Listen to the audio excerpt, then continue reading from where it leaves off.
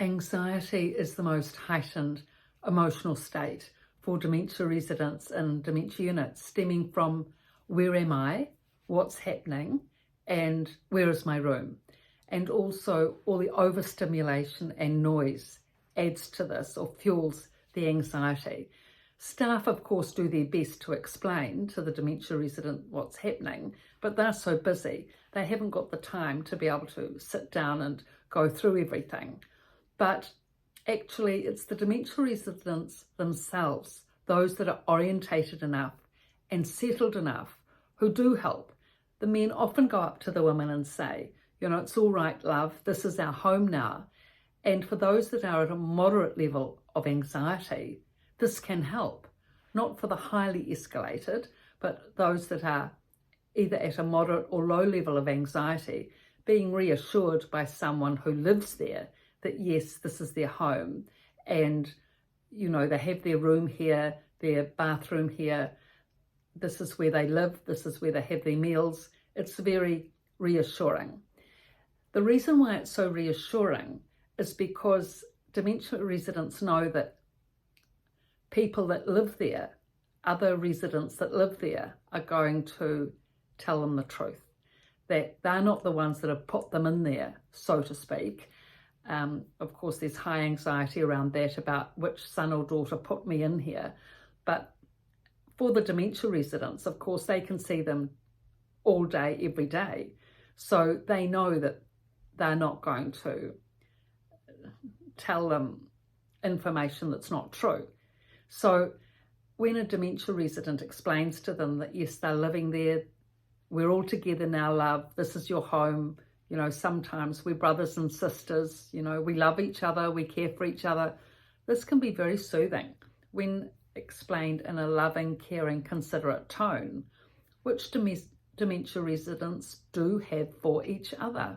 If they're resilient enough, if they're buoyant enough, strong enough, if they consider that their cup is more than half full rather than half empty, or pretty much it has to be pretty full actually, for them to have the emotional capacity and the goodwill really, it comes down to that, to want to help each other. You're not going to have the goodwill to help each other if you're depressed or if you're anxious. Whereas if you're emotionally settled and you've had a good sleep and you've had your hair done, you've had a good breakfast, a nice cup of tea, and now you're sitting in the sun and enjoying a chat with someone else, and then you're on to activities, start of the day, you'll be in a good buoyant mood. And so you'll want to call everyone else over. If you're social and gregarious, as is the case, these dementia residents call for others to come and join. You know, come on June, come on Jack, come on Jill, the workshop's starting. Now that is a fantastic thing, because when a social person who's an influencer brings everyone over to the group, then that's much better than staff explaining, come over, the workshop's starting. If an influencer does that, who's social, gregarious, helpful and informed, that will go a long way, excuse me, for other dementia residents to then patter their feet and come over. So the thing is that it takes time. It's not an instant thing for people to become engaged and reduce their anxiety and stress. But when other dementia residents help and consider their feelings and their situation and are honest with them, it helps a lot. Now, the thing is, of course, to reduce anxiety in a dementia unit, you have to make an effort. I mean, everyone has anxiety when they first come in, for sure. There's no doubt about that. But you have to make an effort to settle it. You have to make an effort to communicate with other people and befriend them. You have to make an effort in the workshops to listen and engage and eventually make comment, even if you're shy. You can't just sit there and say nothing and do nothing. Even if you have the capacity to say something and do something and then expect everything will be all right. I mean, support helps, of course. relatives being encouraging mum to go to the workshops, coming to the workshops sometimes with her. All of that helps to support and encourage and motivate, but ultimately to settle anxiety and to live in a dementia unit in a stable way, the person themselves has to make the effort and has to have the will and the wish to want to make the effort. Now, there was one example of one woman who was actually a good communicator and a lovely lady and a lovely family. And she came into the unit, and on the first day I went to introduce myself. She was in her room sorting things out, and she said to me, "Family is everything." She sort of said it in such a poignant way that I sort of felt it's reached me, actually, this reached me. Family is everything. And I noticed that that family were incredibly considerate and loving and caring. I mean, they went all out to the extent that the granddaughter and the son came to visit every second day when she first came into the unit, and he'd play the guitar. He was a really good musician, beautiful voice, and he'd play the guitar, all her favourite songs out on the veranda, rugged up, Milo, music. She was incredibly happy, of course, as you would be any mother with your lovely son serenading. And of course it was great for the unit because all the music would sort of filter in and all the other residents could enjoy it as well.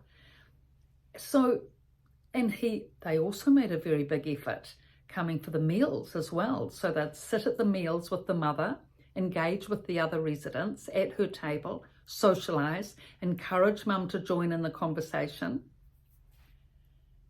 And also, on top of that, the son used to come to happy hour and sing to the women and the relatives and everyone there.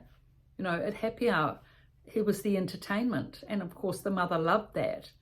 But she never made the next step. She never made the next step. Even though the son and the granddaughter really tried, they really tried to encourage her to befriend the other people in the unit, knowing that she'd become isolated and lonely if she didn't. Coming to meals, socialising with the other women, even coming to happy hour and playing, you know, singing and strumming the guitar. They did everything. They went over and above what most people do. But still, she was adamant that she just would not socialise with the other women. She'd sit there engaged, looking at her son besottedly, him singing. She was just too attached to the family, really. I mean, of course we're all attached to our family, but she couldn't see past it. She couldn't see right or left. Even when people were being friendly to her, of her cognition level, of her, you know, ability level, nice women, she wouldn't accept friendship. And she just became really depressed, and just went downhill after that. So she was one example of a woman who didn't really make it, in the sense that she didn't integrate into the unit and didn't have the stamina to continue living there. But most women that have support and, you know, relatives that help, or even those that don't have relatives that help. Actually, most women really settle in dementia units when others are friendly, when there's a good atmosphere, when the staff are, you know, care for them well, and there's good activities. Most dementia residents, the females in particular, settle well. It is much harder for the men because they're the minority and they prefer different activities to women, but the women mostly settle. But still a lot of effort is needed. Not denying that. It does take effort to engage, to communicate, to be part of the group, to make the effort to be part of the activities, because it's like being in the classroom all day long. People aren't used to it and they don't necessarily like it at the start, but it's good because it gets the cognition and the thinking and the functioning, the, you know, intellectual functioning going, that focus and concentration. It's really important for them. So I've written these two books, The Resident's Voice and The Resident's Rise, both from a dementia unit, both on Amazon and my website. Thank you for your looks, your interest, and please subscribe. Thank you.